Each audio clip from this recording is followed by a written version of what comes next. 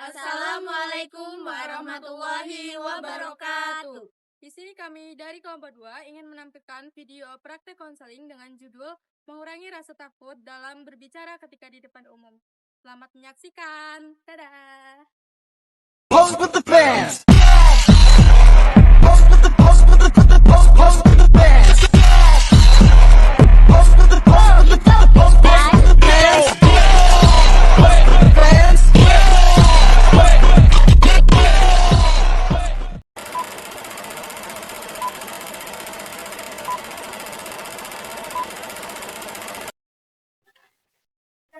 Assalamualaikum.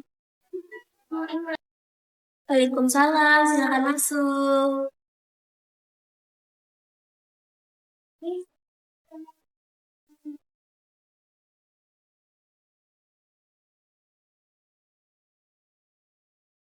Halo, apa kabar?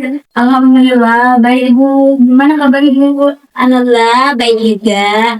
Mbak ini dari mana Mbak? Saya dari Sukarame Bu.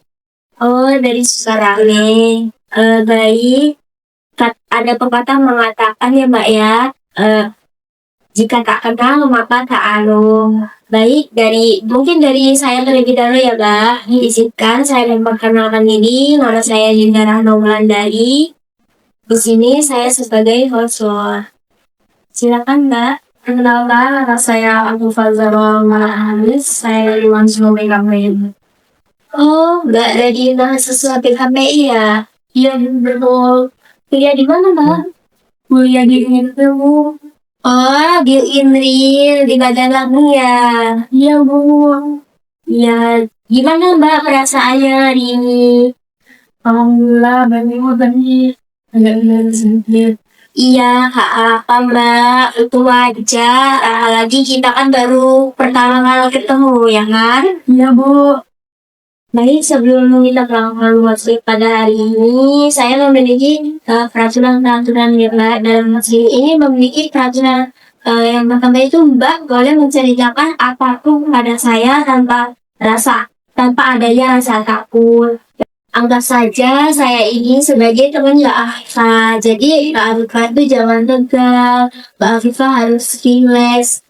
Karena saya tidak akan menyebarkan cerita apapun itu dari Mbak Afifah sendiri.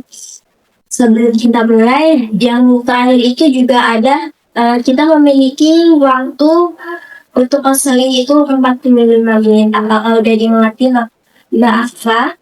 Iya Bu.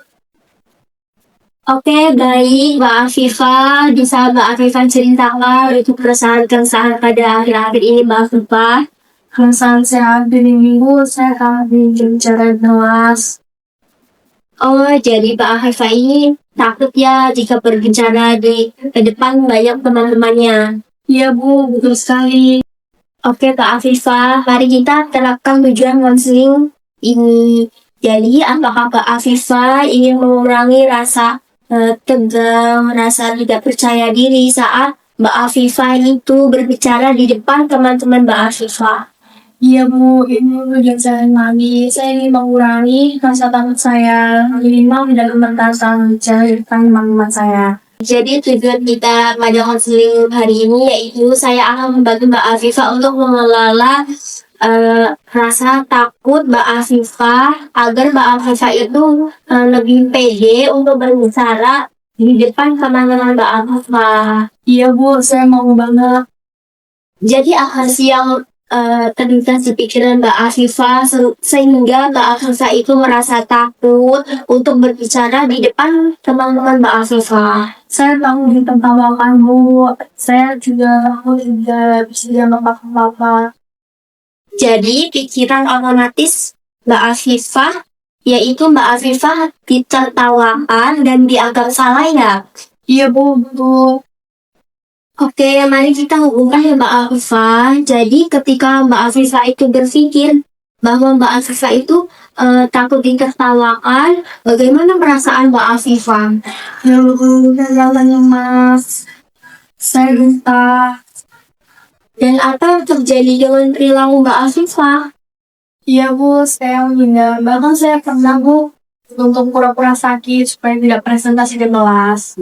Nah, jadi itu salah satu contoh dari pikiran, perasaan, dan perilaku Mbak Afifah. Jadi, pikiran Mbak Afifah itu Mbak Afifah akan ditertawakan oleh teman-teman Mbak Afifah. Dan perasaan Mbak Afifah itu sangat takut dan cemas. Dan perilaku Mbak Afifah itu menunjukkan bahwa Mbak Afifah itu nggak siap dan nggak bisa untuk menghadapi masalah tersebut.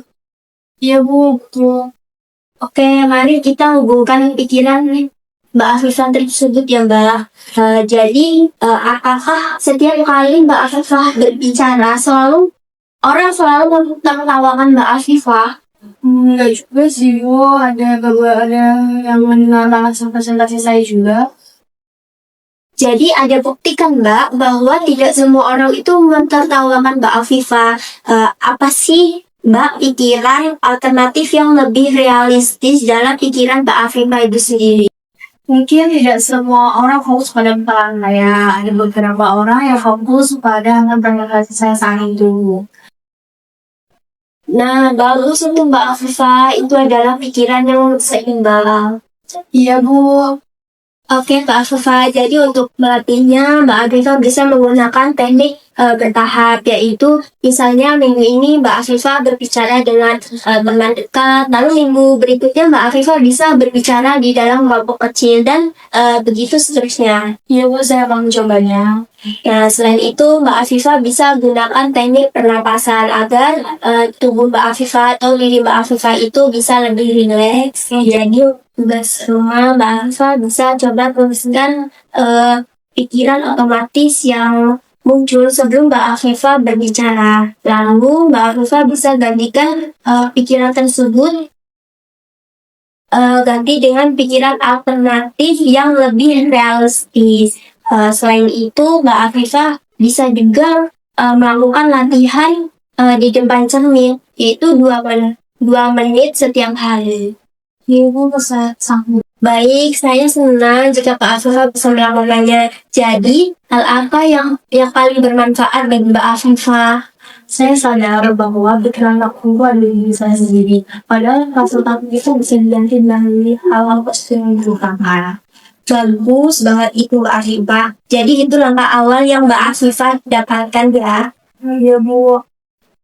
Jadi gimana nih Mbak perasaan Mbak Afifah setelah melakukan konseling pada hari ini? Saya lebih tenang Bu, saya akan mencoba hal yang sudah saya dapatkan pada konseling ini. Saya sangat senang sekali mendengarnya Mbak Afifah. Terima kasih ya Mbak Afifah atas keterbukaan Mbak Afifah pada hari ini. Saya percaya Mbak Afifah akan lebih bisa berkembang. Saya tunggu kabar baik selanjutnya Mbak Afifah. Iya Bu, terima kasih juga.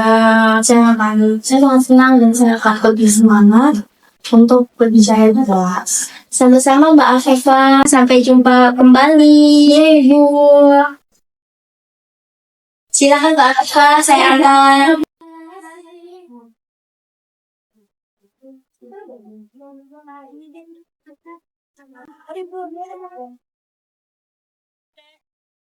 Sekian video dari kami ucapkan terima kasih. Wassalamualaikum warahmatullahi wabarakatuh. Thank you for watching. So